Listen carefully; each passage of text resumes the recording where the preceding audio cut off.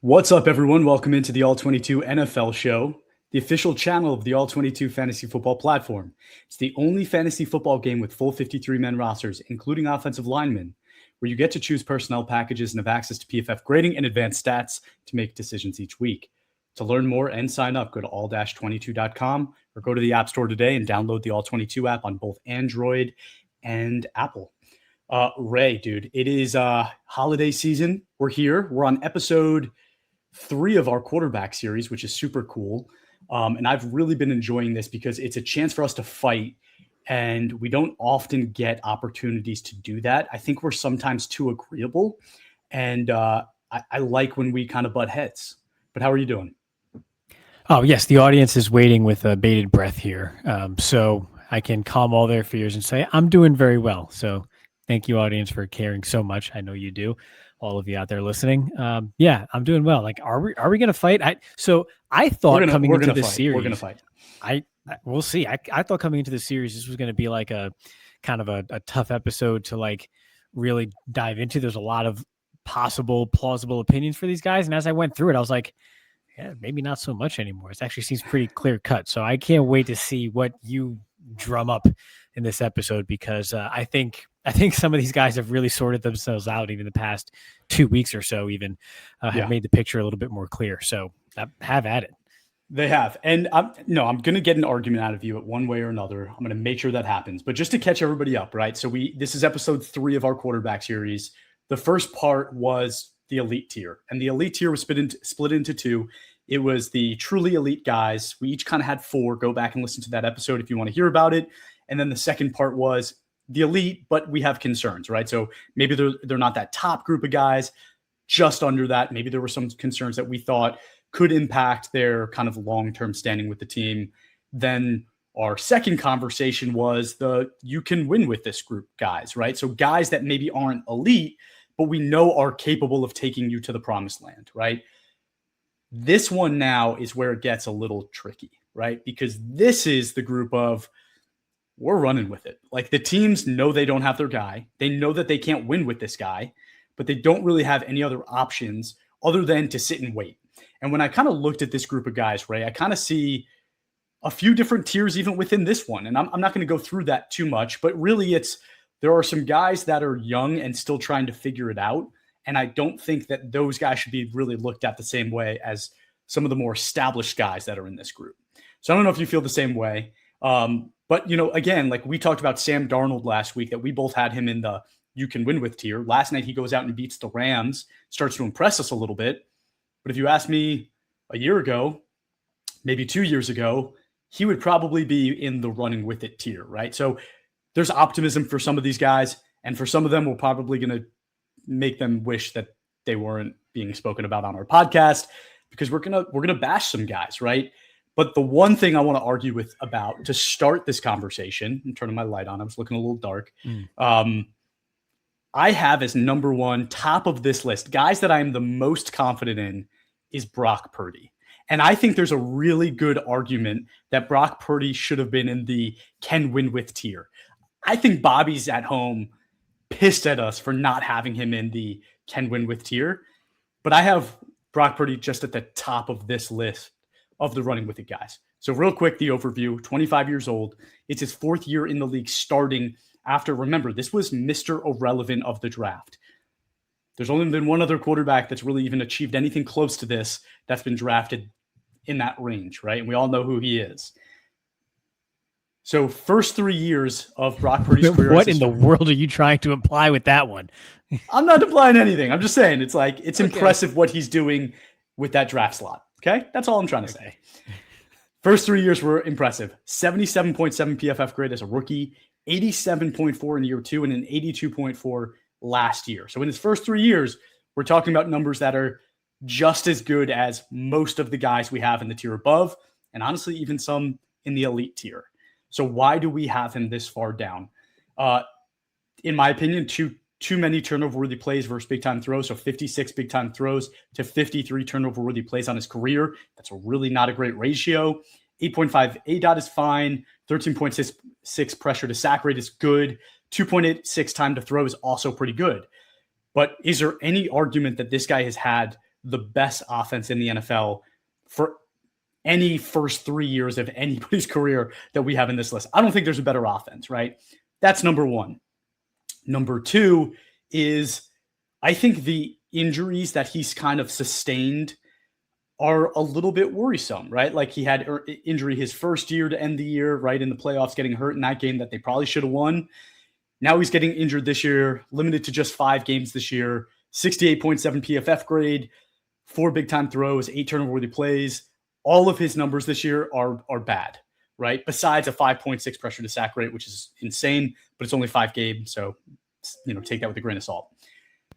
But is what we're seeing now what Brock Purdy looks like when you pay him and he doesn't have Deebo Samuel, George Kittle, who was out for most of the year, Brandon Ayuk isn't playing, the offensive line isn't great, and Ricky Pearsall's hurt, right? Is this what Brock Purdy looks like in a normal offense that everybody else in the NFL has to deal with, right? That's kind of my take on it and why I think he belongs in this tier. But dude, he's at the top, right? And they're in first place, I think. So you can your argument is you can win with guys that are winning. No. This guy wins, dude. The argument is Kyle Shanahan can win with almost anybody. That's the argument. Okay? Because this is just the most all right. I'm going to take a breath. I'm going to take a breath. Okay. No, don't take a breath. 12 touchdowns, 7 interceptions in 6 games with the most quarterback-friendly play caller in the league. The most quarterback-friendly play caller in the entire NFL is Kyle Shanahan. And you muster up 12 touchdowns and 7 interceptions in 6 games. Let's look at my big 3 metrics, right? Brock Purdy, first you have to lower the qualifiers because of some missed games. Okay, whatever. 34th among NFL quarterbacks this season in big-time throw percentage. 16th turnover-worthy play rate. And 4th in adjusted completion percentage. That completion percentage should be high considering he's in a Kyle Shanahan offense. And we have years of data that show that Kyle Shanahan has the most, by far, replacement level positive graded throws among any play caller in the league. So essentially, if you just took an average replacement level quarterback and just charted the throws that any quarterback could realistically make based on play call, Kyle Shanahan has the highest total of those among any play caller in the league. So your completion percentage should be pretty darn high. 30th in average depth of target. So he's not making any big time throws, not even attempting any big time throws. Yes, he has a very low pressure to sack ratio because he gets the ball out quickly. We've said that before. Purdy's all about timing. He just gets his internal clock. He listens to that religiously. But again, he's got the most friendly play caller in the NFL, and he's 34th in big time throws, 7 interceptions in 6 games. And Chris, as of today, right now, December 19th, 2025, 2:01 p.m., okay? He has the exact same overall grade as Mac Jones this season, the guy that replaced him when he was out with some injury. So he's literally Mac Jones in this offense, just in a different style. So he just, same ingredients. He just kind of presents it differently on the plate. So it looks maybe a little nicer to you. So you're like, oh, this is a great meal. I love going out to this restaurant. It's the same damn meal, the same nutrition facts, the same protein, the same carbs. Everything is exactly the same. It just is presented differently. You mean Mac Jones, the future starter of the Falcons? Oh my gosh. Or Mac Jones, the future starter of the Jets? Okay, we are going to get there. Like which Mac Jones? Because you're comparing him to an NFL starting quarterback. Mac Jones, the equivalent of a quarterback who just signed a 5-year, $265 million extension this past May. So the Niners can't get out of that contract until 2028, the earliest, where you're eating $39 million of dead cap if you cut him. I'm sure if you do post June 1st, whatever, maybe they could play with it a little bit. But at the end of the day, this is a guy who isn't elevating anything around him. He's just a passenger on the bus being driven by Kyle Shanahan. That's all it is. He's not making any big time throws to make anybody better. He's just okay at, as far as protecting the football. He's just getting it out quick and making the easy throws that are available to him, which, as we've seen, anybody, at least with the baseline level of production that Mac Jones has, can do the same thing.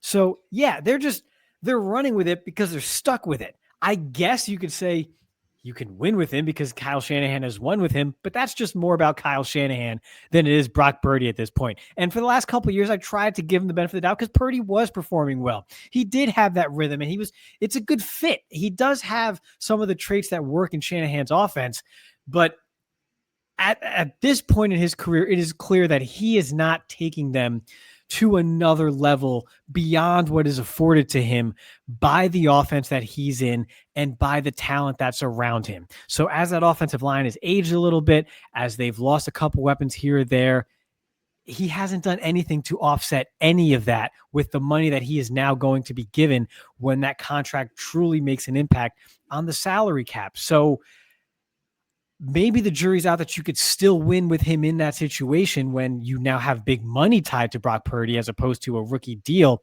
with Shanahan sort of driving the bus there. But you can't call the quarterbacks in the 49ers in the wilderness with their quarterback situation because they know who their quarterback is going to be based on this contract. So they're just running with it. Couple things.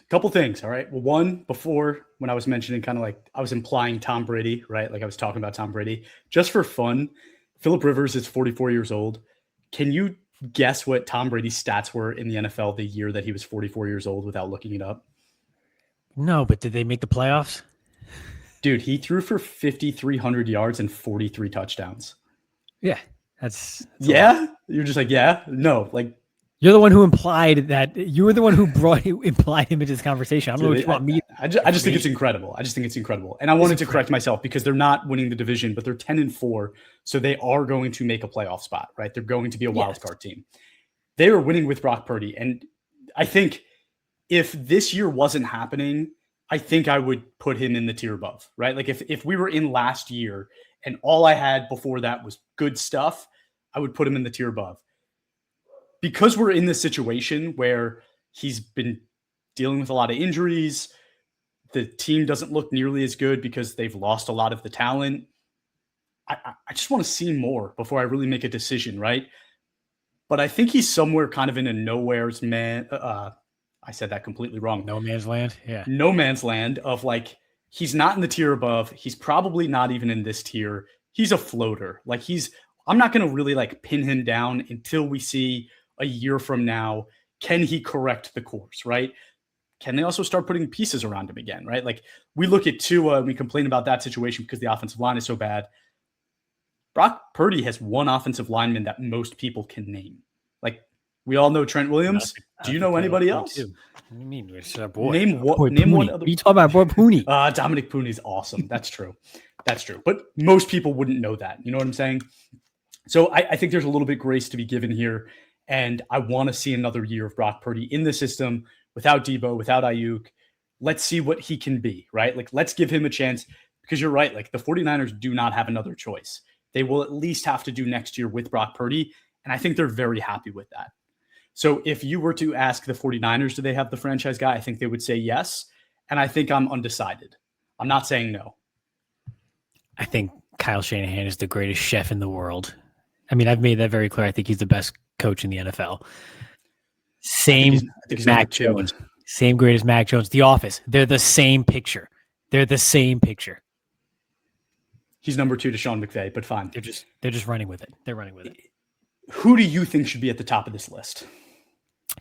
I think this guy is so high on this list that over the course of the last couple of weeks, we should have already moved him into the tier above, and that's Trevor Lawrence. He's now the 8th highest graded quarterback in the NFL, Chris. I think when we started this exercise, he was probably like 14th or something. And he's just been on a tear ever since. His 3 highest graded games have come in the last 3 games for Jacksonville. Granted, it's the Titans, it's the Colts, and it's the corpse of the New York Jets. So I get that. But clearly, they're becoming more familiar with Wait, Cohen's do you get that? Because, like, that's important. Sure. I'm gonna list the rest of the factors though, and we can Go ahead, man. Go ahead. You're already trying to Brock Purdy, Mac Jones, same grade. Okay, I don't want to hear anything else. So he's getting his receivers back like Brian Thomas Jr. They added Jacoby Myers recently, just extended him for 3 years. They're now 10-4. Which is honestly like a fantastic move. That is such a good move to have Travis Hunter, Jacoby Myers, and Brian Thomas Jr., potentially the best receiving core in the NFL. Dude, give more snaps to Parker Washington and let Travis Hunter focus more on defense, by the way. But another episode. Yeah, so, we'll win a Nobel Peace Prize for that one day. Yes, exactly. So I had splits for another quarterback in my notes, so the order's a little different. But basically, since week 10, which includes an absolute stinker against the Houston Texans, which, hey, nothing to be ashamed about. The Houston Texans defense is phenomenal.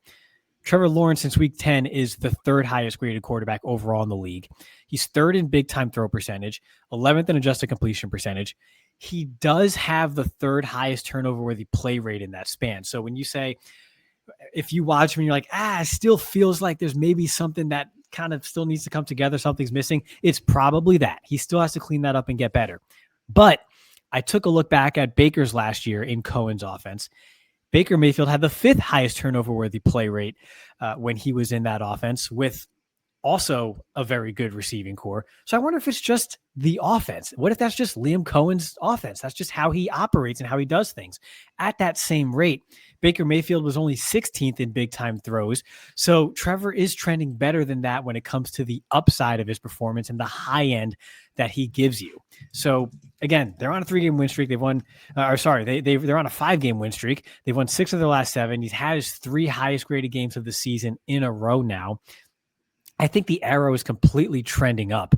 And as he spends more time in that offense and gets more familiar with Liam Cohen, I think the upside is even higher than what we saw with Baker Mayfield in Tampa Bay in recent years, because Trevor does have that next level, and it's underrated with Baker Mayfield, but Trevor has even just another level, another gear in his arm talent rather, that I think Brian Thomas Jr., if he can kind of get right, can unlock when it comes to downfield big time throws that can really just fit so well with this offense as they move forward.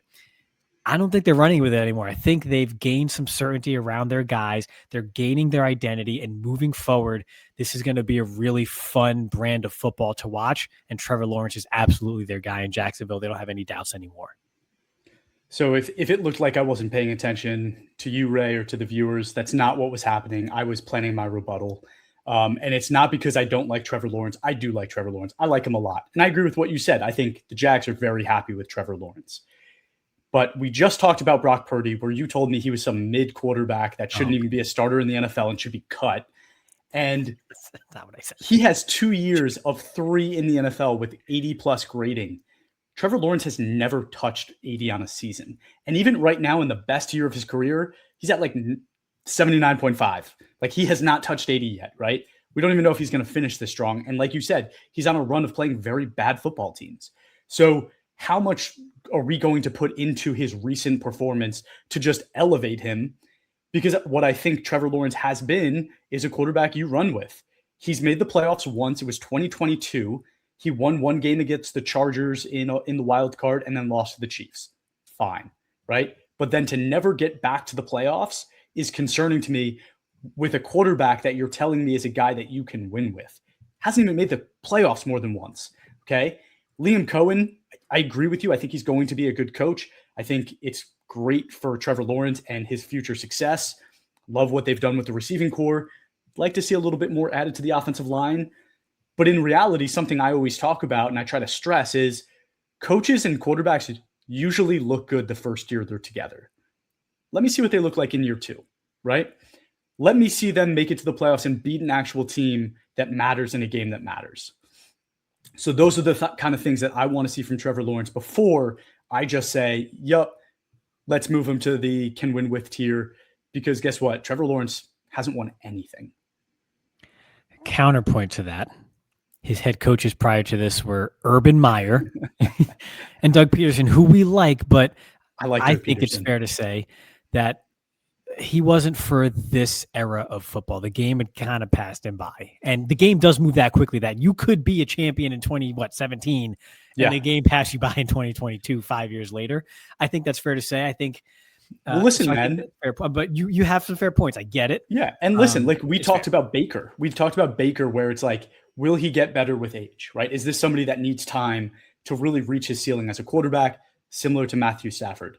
I truly believe Trevor Lawrence is that, right? Like, I think we're going to be looking at 33-year-old Trevor Lawrence like he is the elite tier of quarterback. It's going to take time. And a good point of that is, one, he plays for the Jaguars, who have traditionally been a bad football team. And two, well, actually, there's three. That's one. Two is it's a really hard place to attract talent to want to stay. And three, his coaches have been atrocious, right? Urban Meyer is like the worst possible head coach that he could have like started out with, right? Like that was a dumpster fire of a showing. So I agree with you. Like, let's give him time. But because we need to give him time, I also need to see it. And I'm not ready to do that right now. I can't just say that we can win with this guy. He's never done it. Right now, we're just running with it. Sure. He probably could run for president if his coach was Kyle Shanahan. But yeah, I agree. Yeah. So who said that? Okay. I think the next one can be kind of quick. So I'm going to talk about Jaxson Dart. And I don't have him as the next guy. I just think it's good to kind of break up our long conversations with maybe a short one. But Jaxson Dart, the quarterback for the Giants, 22 years old. He's in his rookie year. I think the combo is different, right? The team around him has been terrible. They've lost several games where they were winning by 10 points or more. The coach got fired in record time, right? Like this is what we talk about is bad for rookie quarterbacks. That all happened. He lost his number one receiver to an ACL tear. He lost his running back who was helping him out in Cam Scadaboo. So it's just been bad around him. And somehow, some way, this guy still looks good and is still impressing me. Ton of promise, right? 70.9 PFF grade, 14 big time throws, 10 turnover-worthy plays, 9.3 ADOT is pretty great considering the receivers that he has. 22.8 pressure to sack rate is not great, and a 3.1 time to throw is also not great, but that offensive line is pretty poor. So how much do we really blame him for feeling uncomfortable in that surroundings?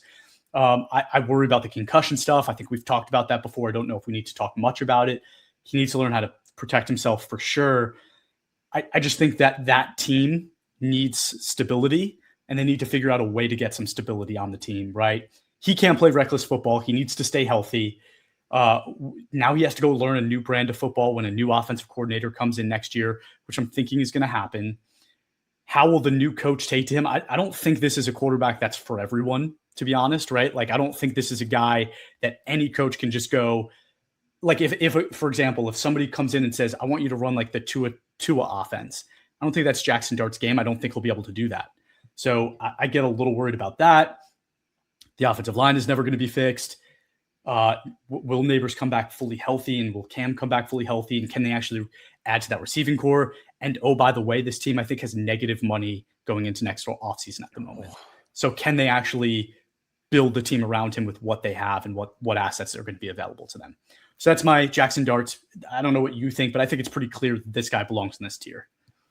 Maybe that's why they're not paying for new turf out there, because they don't have money to even pay their players. Would it be fair, and I'll circle back to Dart, to group Cam Ward, Michael Penix, and Jaxson Dart kind of in one group as no. Okay. All right. Two of the three of them, yes. The other one, no. All right. So if you believe two of the three can be grouped together, not one, I'll say maybe Jaxson Dart is the one who shouldn't be grouped with the others. And the reason is I kind of group them in the same sort of grouping in doing my notes here, because I do think obviously the jury's still out. It's early on all of them. However, Dart had the best metrics out of those three in whether it's turnover-worthy play rate, adjusted completion percentage, and big-time throw rate. Jaxson Dart is the best at all those. Most big-time highest big-time throw rate, lowest turnover-worthy play rate, and highest adjusted completion percentage. For someone who's kind of like a gunslinger to be, best as far as turnover-worthy play rate goes is a pretty big deal, given that his offense hasn't been great either, as you just outlined. So I agree with everything you said there. They're obviously running with it because they don't even have a coach of the future right now. So you have to see how the pieces are going to fit moving forward, and he has to take care of himself. I don't like how beat up Neighbors was even before his injury. He was just beat up. I can't think of any other word to place there. So I would say if anyone in that group of three, Ward, Dart, and Penix, doesn't belong, it's Dart, because he's kind of played himself above those other two. so far in their young careers. And yeah, I don't have anything else to add to that because I think it's promising. It's fun to be optimistic, but there are things that Dart has to do within his own game in order to kind of stick around for the long term and be an answer for that franchise. And obviously they have to hit on their head coach. So yeah, I think be optimistic, Giants fans, but be cautiously optimistic. You should probably have learned that by now after the last 12 years. So I probably shouldn't have to tell you to kind of slow your roll. You had 2 of the 3 right that belong together, right? Cam Ward, Jaxson Dart, I do believe belong in the same tier. And I actually want you to talk about Cam Ward, but in a second. And the reason I think that they belong in the same tier is Jaxson Dart, even when things were bad with the Giants, had a significantly better situation than Cam Ward has had. Cam Ward's situation is historically bad right now. It's a terrible offense with terrible weapons and a terrible coaching staff. It's just bad all around. So I want to give him some grace, and I want you to talk about him. But if anyone is the third in that group, it should be Tyler Shough. And I don't know how that's even debatable. So I want to debate you, and I want you to get angry and passionate about it. But let's talk about Cam Ward first, maybe. I can't get passionate about rookies with less than 15 starts in their careers, one way or the other. So really, my notes on Dart or on Ward, if you can call them notes, really my take, I guess, whatever. My stance is not to get too caught up in this stuff this early in their careers because the situation is bad. And I mean, at the end of the day, they're rookies. If you look at Peyton Manning's metrics when he was a rookie, I'm sure they would have looked like crap too. And so how much would you really put into that, right? Same goes for Troy Aikman and probably so many others. So my stance is pretty simple in that, yeah, there's things that you can take away that you like from their games so far in their young career. But outside of that, the only thing you can really say about them is, well, they haven't proven to be a Drake May who can right away just elevate a crap team and a crap offense around them. They can't make chicken salad out of that chicken, right from the jump. That's about the only thing you could say about these guys. And there's no shame in that. That's not an indictment on what their future could be. You just don't have anything else to go off of because the environment around them right now is just not conducive to success. Now, Tyler Shough, you could say, well, that environment isn't conducive to success either. Okay, sure, I get that, but he does have a franchise wide receiver when he's on the field. They have invested high picks in that offensive line. They do have some talent in front of him. He's got a decent enough, even if it's not super productive or explosive, got vets in the backfield, as well as, again, just kind of bell cow workhorse build type of players who can take some of the load off of him in the running game. And he's also played just 8 games. So let's all just chill out a little bit. Although, sure, I'm glad he does have the lowest turnover worthy play rate among all rookie quarterbacks in the league in 2025, along with the highest adjusted completion percentage for when you remove all qualifiers, because he has played less than Dart. So in my stance in that, I would consider Dart number 1 in that category just because he's played a bit more, but I get it. If you remove the qualifiers, fine, but chill out a little bit. It's been 8 games. So you seem to not be chill at all. You're just foot on the gas here. It seems for no. I just think that I think that even though he's 29 years old or something like that, he's older than us. Chill. I think those 3 guys are starting quarterbacks for their teams next year, guaranteed. Michael Penix is not going to be because he's injured, right? So I think that's a huge difference. And also Michael Penix was he's the same age as Tyler Shough. So they're in the same boat. But Cam Ward, I think you covered it well. I think there is a saving grace that the offensive line has actually played reasonable.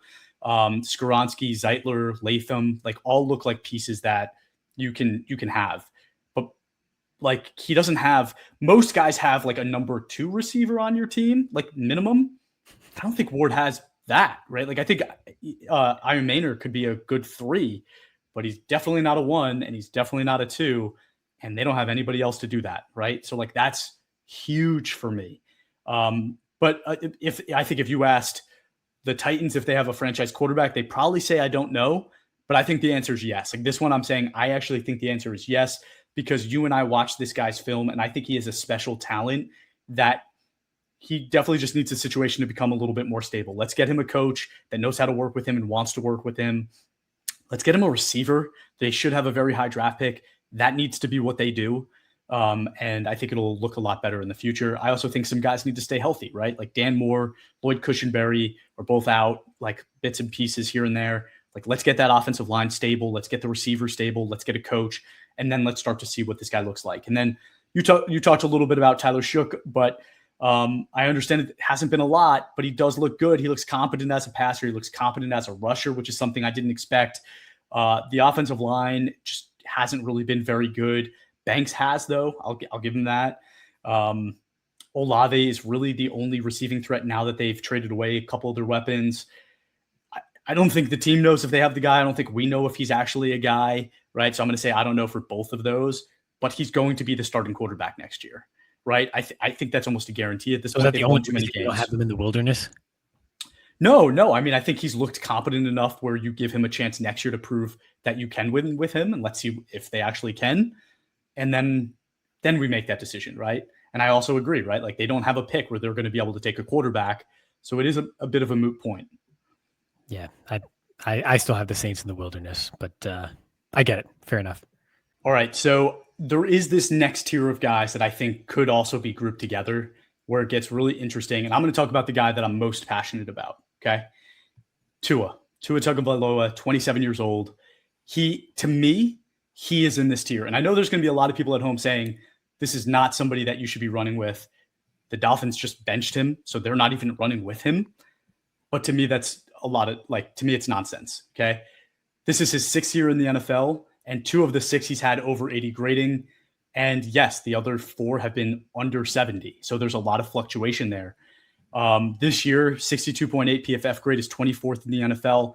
17 big-time throws is 13th. 23 turnover-worthy plays is actually the most, and that's very unlike him. 7.3 ADOT is 23rd. 22.4 pressure to sack rate is 3rd most. But 2.48 time to throw is the lowest in the NFL by like a considerable margin, okay? Tua's concussion injury history has been well documented. I don't think we need to kind of revisit all of that. I don't think there's benefit in doing it. Everybody's aware. But you're talking about a team that this year has a 50.7 pass blocking grade as a team, 31st in the NFL, right? Last year, they passed on Donovan Jackson, Gray Zabel, Josh Simmons, and Tyler Warren for Kenneth Grant, who has a 44.3 PFF grade this season. And in 2024, they passed on Zach Frazier, Jackson Powers Johnson, and Graham Barton for Chop Robinson, who has a 55.8 grade this year. To me, that's called gross negligence, right? Like, you don't throw out the offensive line that can kill your quarterback for a quarterback that's already on the edge of like death. Like, to me, that's irresponsible. And they just keep doubling down on it, right? Like, they've put no resources to fixing that offensive line. And when they do, it's Jonas Savanaia in the 2nd round, who should have been a 3rd or 4th round pick, like, and has like the worst PFF grade out of any offensive lineman this year. So to me, they're just not doing it. It's gross negligence. I think if you were to put Tua on a team like the Vikings, like the Rams in the future, if Matthew Stafford decides to retire, you're looking at a very different quarterback outcome. Because I think if you look at the 2 years that Tua was an 80-plus grader, you're looking at a situation that was slightly better, and he made it significantly better. This is a quarterback to me that knows how to play the position really well. He has fantastic instincts. He can run a script, right? Maybe he doesn't have the arm strength, and I do understand there are physical limitations to his game right now. But there is a good quarterback in there that at the very least you should run with. And the Dolphins are just doing nothing to make that happen. They're 6-7 this year, like, remarkably. And that was actually before this weekend, so I don't even know what they are now. But this is a team that's still like winning a decent amount of football games because Tua is a good football player. The defense has a glimmer of hope at times, right? Like, they're doing some things decently well. To me, I think the coach is a good football coach, but you're just not drafting to his strengths. You're drafting defensive players and then telling them to figure it out. My hope, just Tua is going to get released. I think he either gets signed by the Vikings or he goes to a team where he can sit for a year. And I think that'd be great for him. Let's get healthy. Let's learn a new system. Let's put you in a position where you get to choose what your future looks like, right? And hopefully he does a good job choosing that situation because, again, like the Vikings with Tua, I think Tua is a top 10 quarterback in the NFL potentially that year. Like this year with that offensive line and those receivers, give me Tua. Give me Tua all day. I'll make it happen. You said all that just so you could get in a shot at Kenneth Grant and Chop Robbins. That's the only reason you said any of that nonsense. That's not true, but it was a little bit. I think maybe Tua of 2 or 3 years ago could maybe be a top 10 quarterback in a great situation. I think he's just broken down.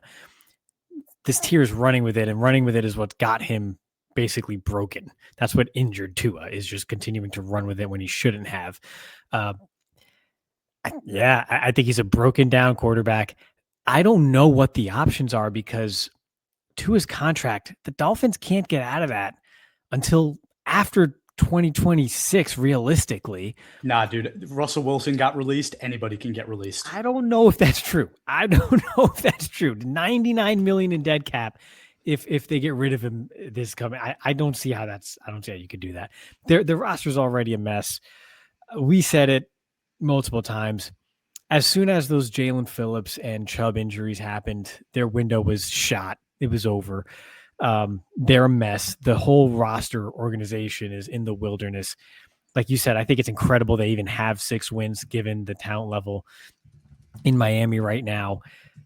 I truly don't know where to go. I have them in the wilderness tier. I think they're all in the wilderness. I think because Tua might not even know where he is half the time. And then the Dolphins as a whole just have no direction as an organization.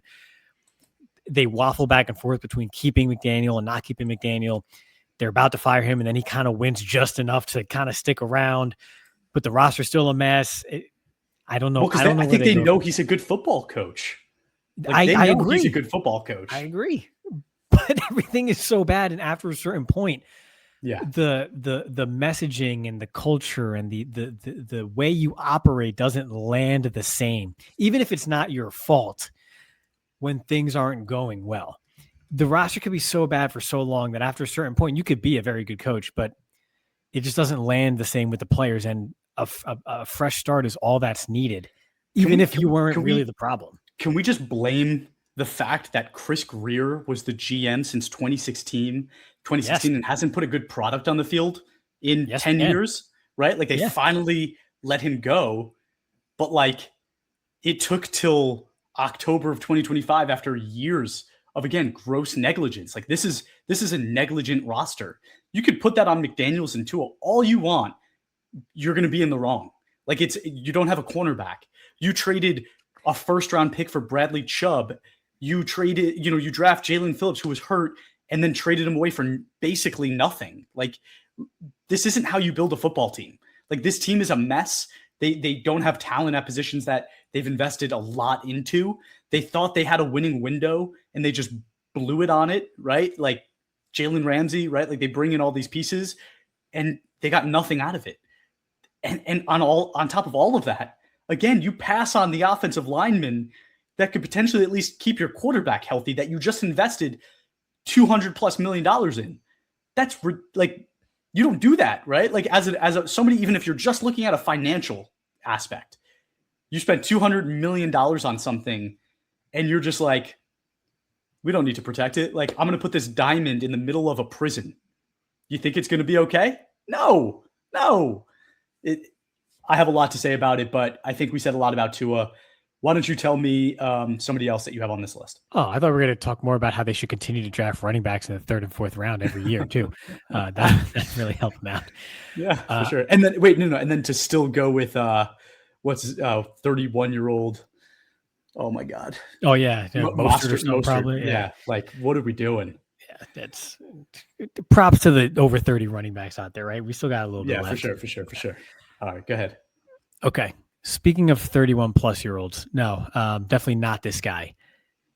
I assume you have Bryce Young in this tier. I do have Bryce Young in this tier, and I have him in the tier of 3 guys that are with Tua. So I think Tua and Young are in the tier together. I want to hear your thoughts. Okay, I didn't really hear him like that, but like, I mean, it shouldn't be a question though. If you were selecting a guy, it would be Bryce Young, I would hope. Over Tua, you're saying? Yes. I mean, I think health alone, the Oh my answer is gosh, yes. No, just the answer is yes. If they were both healthy, the answer is no. Okay. Go ahead. Okay. Okay. So Bryce Young, I don't have him like at the top of this tier or anything, but like he might be the most fun in this tier, I guess. I mean, he's been benched before already. He's already been benched. They're 7-7, but like the weapons are improving. You see Ted McMillan being added, and like Xavier Legette kind of shows up every 3 weeks. They have a good running game. He's not necessarily elevating them consistently, but like, again, they're just kind of, they're running with it. He's just kind of riding the wave. They're picking up his 5th-year option. So they've got 2 more years to figure out what they want to do here, or if he's going to be the future direction of that franchise. Did they officially do that? I don't think like transactionally, but it's been said that like if it's been reported by the people that's been reported by, they're going to do it. I guess theoretically. Okay. Yeah. Yeah. Like if he implodes, I guess they could just not, but it's all intents and purposes going to happen. 3 of his best 4 games this season have come in the last 4 games against Atlanta. Okay. The Rams and the Saints. So probably the Saints defense has been playing well. So that's not nothing. Yeah. Yeah, exactly. Yeah. 2 of the 3 there, it's pretty quality. So when you look at the advanced metrics, like, okay, 15th in time to throw. So he's not fantastic there, but it's not terrible. 10th most batted throws for all the, hullabaloo about his size, whatever else. Like, yeah, it's not great, but it's not terrible. 22nd graded quarterback overall, though. So again, nothing really special in the grand scheme of things or over the course of this season. 24th in ADOT, which is even less than Tua, the guy we just discussed. So that's something that, okay, you really kind of want to see it improve, especially with guys like McMillan and Legette, who's kind of been pretty damn good down the field. I kind of want to see him take more chances there, take more shots downfield. I think he can grow into someone you can win with. He can sort of evolve into the tier above this sort of hodgepodge group in the middle in the NFL here, but he hasn't done it yet. And there are concerns. Like we said, he has been benched already. I think it's fair to question whether he can be someone who truly elevates the offense around him, given that he hasn't done that and he's improving as they improve, which is great. That's fine. He's still very young, but maybe you kind of see the limitations to his ceiling. And that's more so about how he plays the game, not necessarily because he's 5'10" or whatever. I just think inherently he might not have that gear beyond perhaps evolving into a quarterback you can win with, who can make some plays for you at times, but perhaps not at a big enough clip to where you can really, truly contend at a top level with this guy over the course of his career, year in and year out. So I think there's a lot of decent here, which is a lot better than it has been before. And there's still some upside because you like the way he plays the game. He's kind of a gamer, but he hasn't yet put it all together. So in the meantime, you're just running with it and you got 2 years to run with it and figure out what you want to do. So do you have his PFF profile in front of you? Because you were talking about like his recent games. I can get it up. I don't have it up. Pause. Can you I can get it up in front of me. Yeah, sure. Yeah, get it up just because I think you cherry picked a little bit. Stop saying those 3 words in succession there. Try to get it up, buddy. All right. I got it in front of me. Okay. I think you cherry picked a little bit. So you were talking about his last 3 games? I said 3 of his best 4 games have come in the last 4 games. Okay. I know he has tell us his grading of his last 6 games. Go game by game. I got to go. Do it for me. 1, 2, 3, 4, 5, 6. Yeah. 42.6, 36.3, 87.2, 40.3, 83.3, 78.4. Yeah. You happy? So glad you did that. I don't feel good about it at all, but it has to be said. And I think that's what is killing me about Bryce Young is just that there is literally no consistency to his game. And like you look at the rookie year was bad. He got benched, fine. Then last year, I think he got benched again at some point, but then came back like really strong and did well, 74.4 grade. But then this year, you want to see him really building on that, right? 74.4 last year. We're talking about where we see some good stuff this year, but he's at a 64.7. And like I said, like it's game in and game out is like a roller coaster. That's not that's not a long-term answer. And like, I don't think that tells us anything we really need to know. The thing that's crazy too is like, I actually think this team is built pretty well for quarterback success. Like you have 4 or 5 linemen that you probably feel good about with Ike Ekwonu, Damian Lewis, Austin Corbett, and Taylor Morton. Like you have a pretty good, stable offensive line. You have Ted McMillan, like you said, Leggett. You have you have guys, you have bodies that you like. So why is Bryce Young not doing better consistently? So like that's, to me, I don't think the team thinks they have their answer. And they tell us that every time they decide to bench him, that like they're like, this is the last straw, buddy. Like it's almost like they're punishing him just because he looks like a toddler. They're like, go sit in the corner. And that's not right. You know, that's not right. Bigger than both of us. Exactly.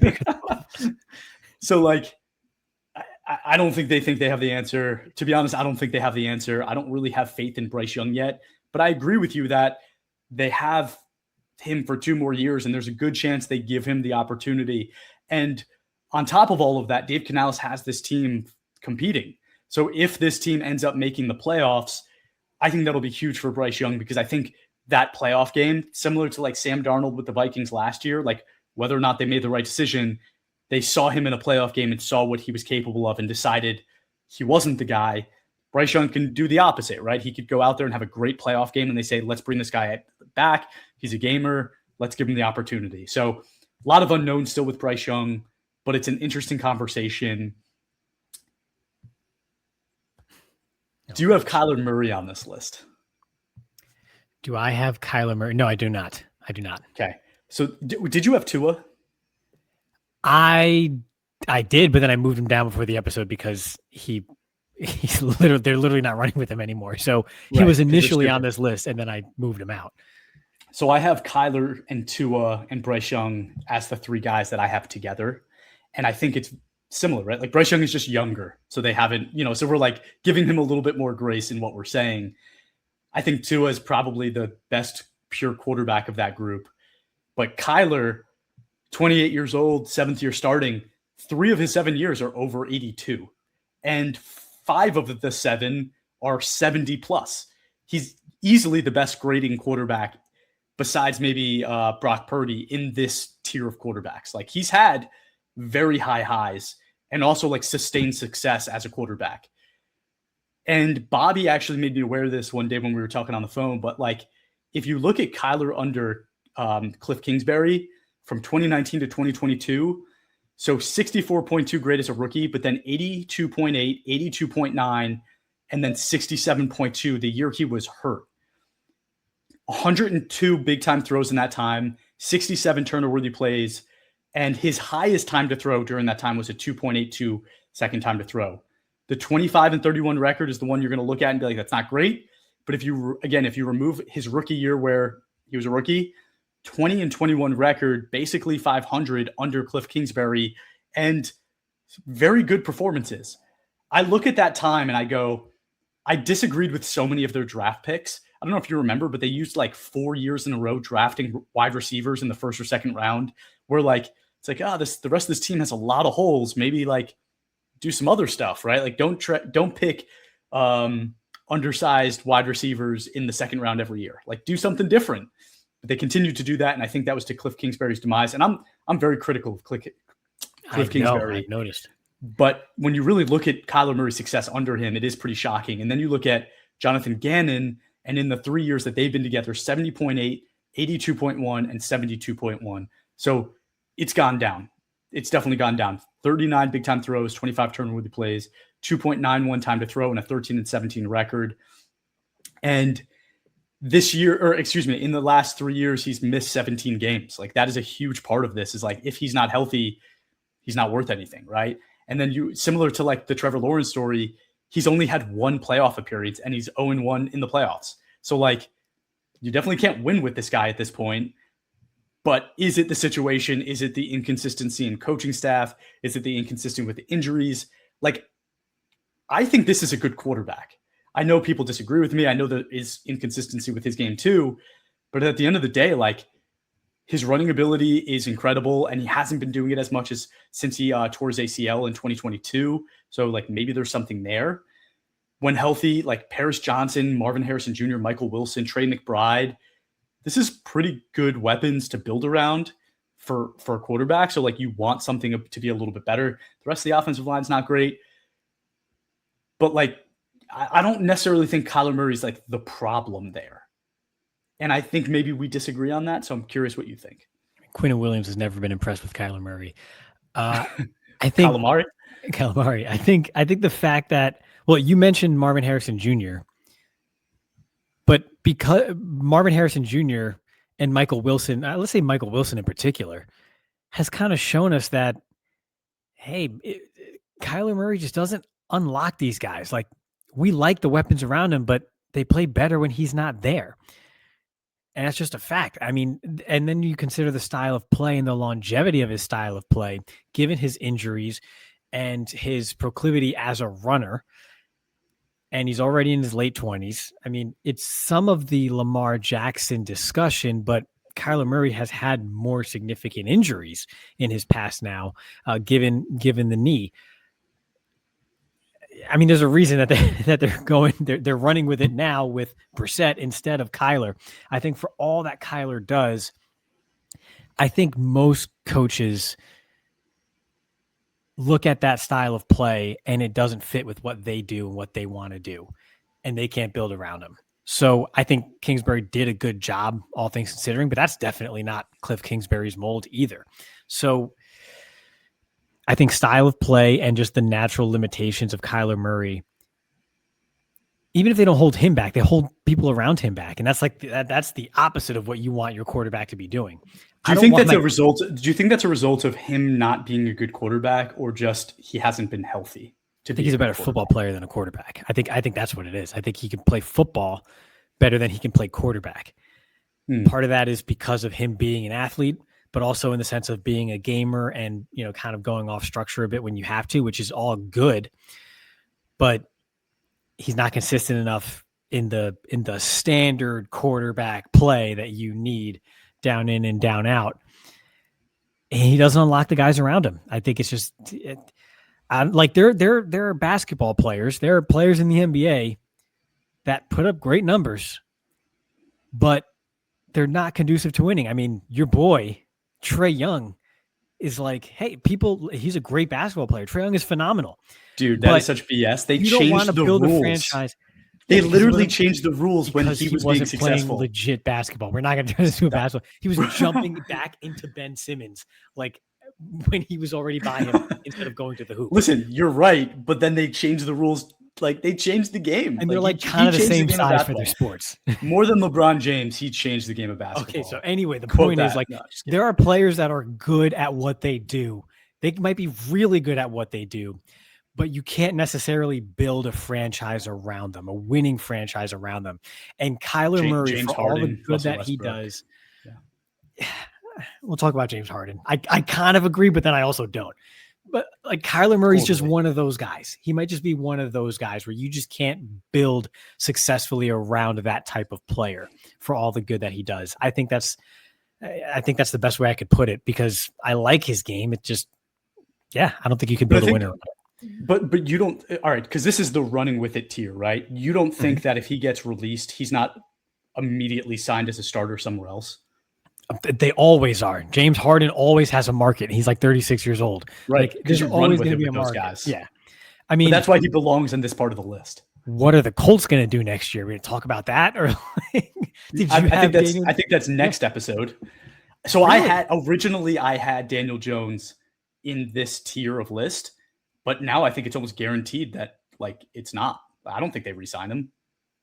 And if they do, it's one of those things where they give him like a 2-year deal, like as a nicety, to be like, listen, like here's $15 million a year for 2 years. Like we would have given you 30, you know what I mean? But like, we're going to give you 15 over 2 just so that you're paid while you're hurt next year. And then when you finally get better, you have to reprove to us that you could be a quarterback.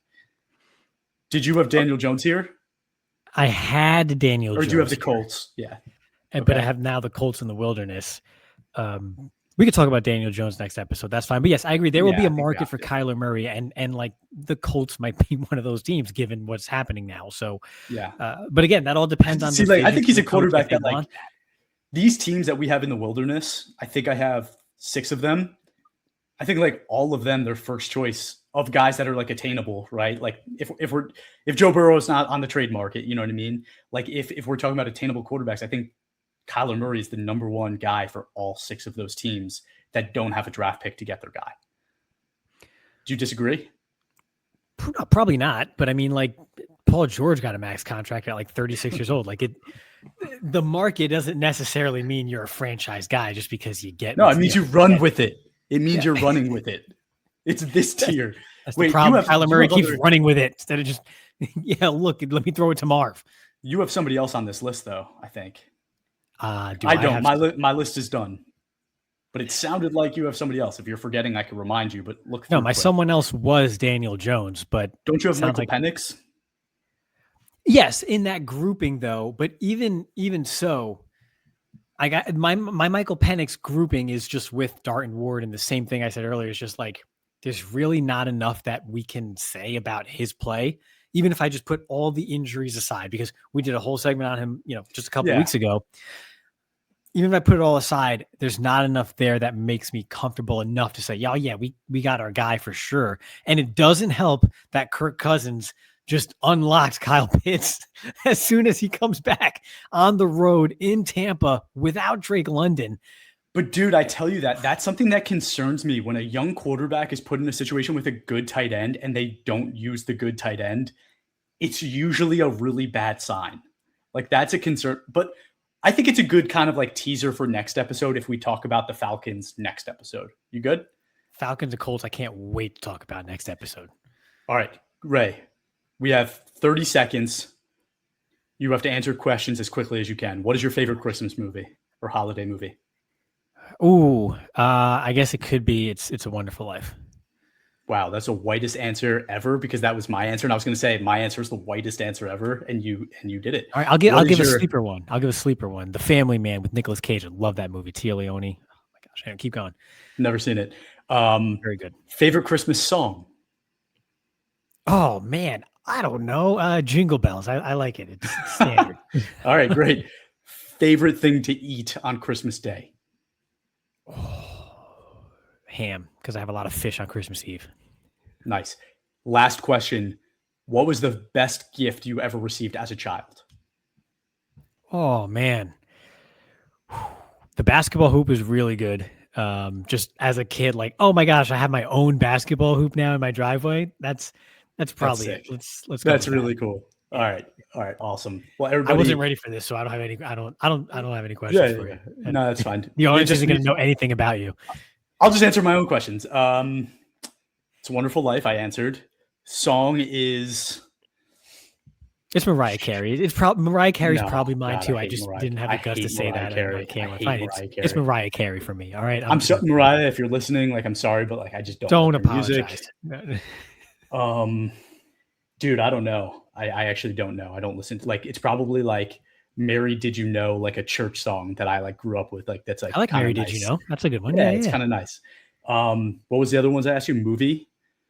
Movie we said, song we said, food, Christmas Day food. My family's Italian, so we'll do lasagna, and that is my favorite food for Christmas. Favorite gift growing up. I'm gonna sound like a fat kid saying this, but when I got I'll never forget the excitement I had when I thought Santa brought me a Nintendo 64. So opening a Nintendo 64 was like 1995, and I got Madden, I got Blitz, and Mario Super Smash Brothers. I think I don't remember, but like opening those two games with a Nintendo 64 was like the coolest thing ever. All right, that's a little bit about me, but anyway.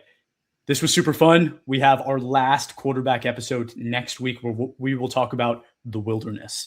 And we hope you tune in. Everybody, I think we'll talk to you before the holidays, but just in case, I hope you all have happy holidays, happy Hanukkah, happy Merry Christmas, Kwanzaa. I don't know what else people celebrate, but enjoy it. And thank you for tuning in. Guys, like and subscribe. The subscribe button is huge for us. If you can do it because, maybe you're driving. Don't do it if you're driving. If you're not, do it. And everybody, have a great rest of your day.